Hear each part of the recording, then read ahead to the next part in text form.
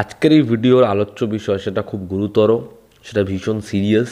যারা এই বিষয়টা জানেন না তারা শুনলে অনেকটা অবাকই হবেন। আমিও খবরটা যখন দেখি প্রথমে বিশ্বাস করতে পারি না, তারপরে যখন দেখি প্রত্যেক জায়গায় এটা ভেসে উঠেছে, আমি পড়লাম, জানলাম, খবরও দেখলাম, আমি সত্যি ভীষণ ভীষণ অবাক এই খবরটা দেখে জেনে। সাইফ আলি খানের অবস্থা ভীষণ ভীষণ খারাপ। তাকে 6 বার ছুরি দিয়ে স্ট্যাব করা হয়েছে, যার মধ্যে একটা আঘাত ভীষণ গুরুতর এবং সেটা যথেষ্ট চিন্তার। তো বিষয়টা সেটা হচ্ছে আজ ভোর রাতে সাইফ আলি খানের বাড়িতে একজন দুষ্কৃতী ঢোকেন। মানে সে আগে থেকেই হয়তো বাড়িতে উপস্থিত ছিল, সে থাকে এবং তার সাথে সাইফ আলি খানের ধস্তাধস্তি হয়।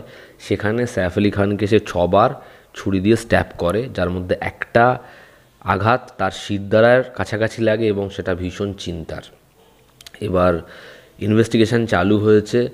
এবার দেখার এই দুষ্কৃতী কী উদ্দেশ্যে বাড়িতে এসেছে, ডাকাতি না অন্য কোনো বিষয়, আমি সেসব বিষয়ে কোনো কমেন্ট করতে চাই না, তার কারণ ইনভেস্টিগেশন চলছে। সোশ্যাল মিডিয়াতে এখন যা ইচ্ছা করা যায়। একজন নায়ক সেরকমভাবে আহত, সেটা নিয়ে যা জিনিসপত্র হচ্ছে, যা জিনিসপত্র দেখলাম, এরকম সময়েও যে এই জিনিসপত্র ভাবতে পারে সেটা শুনে সত্যি খুব অবাক।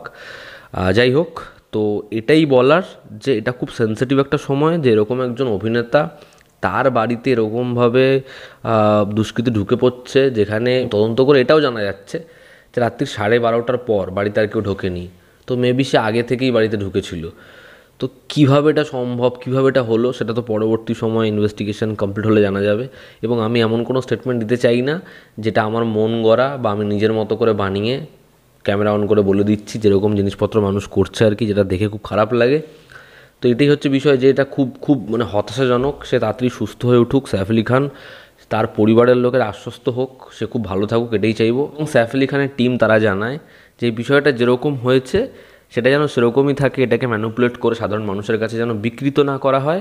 তারা সাইফ আলি খানের কন্ডিশন সম্পূর্ণ অডিয়েন্সের কাছে জানাবে, তারা সব কিছু আপডেট দেবে। এবার যেহেতু এখানে পুলিশের পদক্ষেপ রয়েছে, ইনভেস্টিগেশন রয়েছে, সেই কারণে বাদবাকি আপডেট ইনভেস্টিগেশনের পরে জানানোই সম্ভব হবে। তবে সাইফ আলি খানের কন্ডিশন সম্পর্কে তারা সাধারণ মানুষকে সব কিছু জানাবে। এটাই চাই, সে সুস্থ হোক আগে, সে স্বাভাবিক হোক। এই সময় বাড়ির লোকের কী রিয়াকশান, কে কী বলছে, কে এর পিছনে রয়েছে, এই সব নোংরামি আমার মনে হয় বন্ধ করা উচিত এবং সাইফ আলি খান সুস্থ হয়ে উঠুক, এটাই চাইবো। এবং যারা এর পিছনে রয়েছে তারা ধরা পড়ুক। এই ছিল আজকের ভিডিও। আবার দেখা হচ্ছে। Take care.